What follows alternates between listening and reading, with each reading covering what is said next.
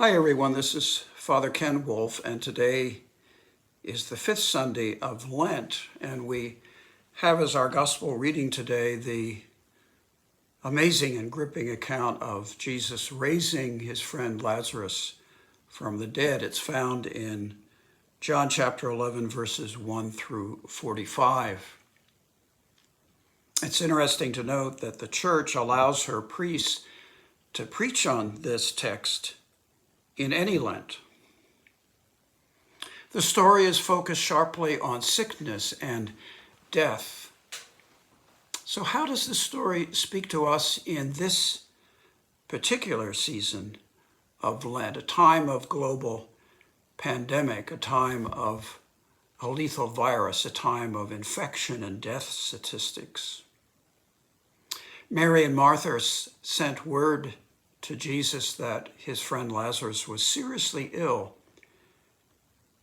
When he receives this word, he says to his disciples, "This illness is not to end in death, but for the glory of God, so that the Son of Man, a term that Jesus uses consistently for himself, so that the Son of Man may be glorified by it."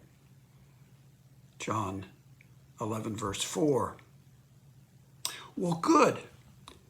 How reassuring. Lazarus will not die.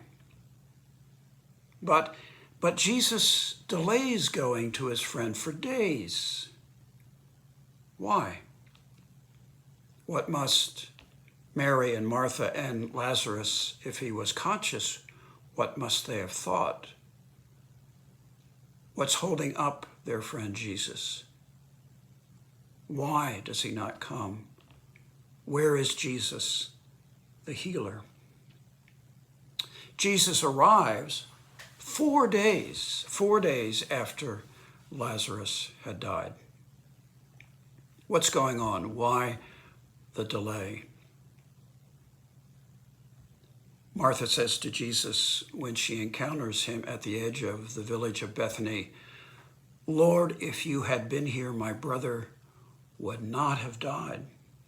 Lord, if only you had come."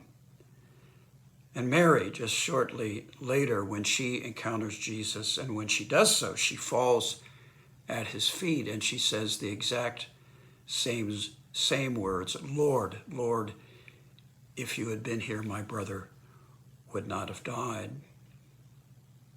You see, they knew Jesus well, and they knew that Jesus hated disease and death. So why, Lord? Why would you not come when your friend is so desperately ill?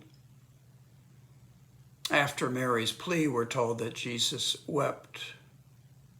Jesus wept over the city of Jerusalem, and Jesus weeps here at the death of his friend. But why would he weep? Why would he weep when he delayed? When he delayed coming to his friend's deathbed? Jesus weeps at the evidence of the fall. Jesus weeps at our struggle with disease and death, a struggle that we always eventually lose. And we're told that Jesus is now angry, and angrily he goes to the tomb, the door covered with a great stone, with the smell, the stench of death in the air. Jesus shouts in a loud voice, "Lazarus, come out." And Lazarus does come out. He comes out bound hand and foot by the burial bands, and Jesus directs, "Untie him and let him go." Lazarus had freedom from the effects of the fall, freedom from the age-old pandemic of sin and death. Lazarus had a respite from death. Yes, he would die. He would die eventually, but not this day. And you and I, my friends, you and I have a respite, a reprieve from death, do we not, this day? But someday, disease, an accident, old age will fill us. We will die. And so our thoughts go back to Jesus' words when he receives the news of the illness of his friend. This illness is not to end in death, but is for the glory of God, so that the Son of God may be glorified by it.